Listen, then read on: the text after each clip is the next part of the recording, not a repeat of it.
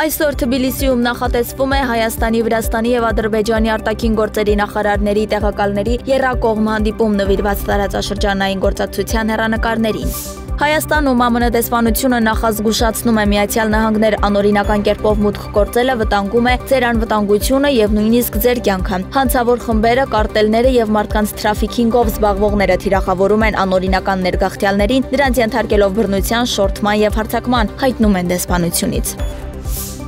Երևանի քաղաքապետ Տիգրան Ավինյանը հանդիպել է Դավթաշեն վարչական շրջանի Անաստաս Միկոյանի 64 հասցեում կառուցված բազմաֆունկցիոնալ բնակելի համալիրի շահառուների եւ սնանկ ճանաչված կառուցապատող ընկերության ներկայացուցիչների հետ։ Հանդիպման շրջանակում բարձրաձայնվել են բնակիչներին մտահոգող խնդիրներն ու հնչել առաջարկներ հնարավոր լուծումների վերաբերյալ։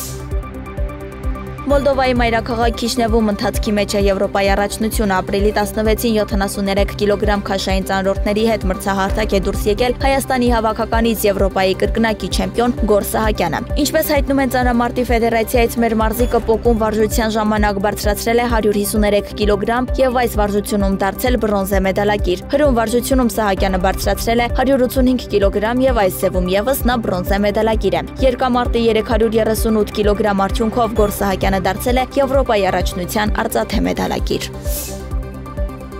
Ամերիկյան զորքերը լքում են Սիրիայի արևելքում գտնվող Դեյր Զոր շրջանի Կոնիկո գազի հանքավայրում գտնվող իրենց ռազմաբազան։ Վերջին մի քանի օրվա ընթացքում բազայից դուրս է եկել 2 ռազմական շարասյուն, ավելի քան 70 եւ 200 միավոր տեխնիկայով, գրում է Al Arabiya News-ը։ Ամերիկյան անվտանգության ուժերը նախկինում Իսրայելի պաշտպանության նախարարությանը տեղեկացրել էին, որ Միացյալ Նահանգները կսկսի զորքերի փուլային դուրսբերումը Սիրիայից։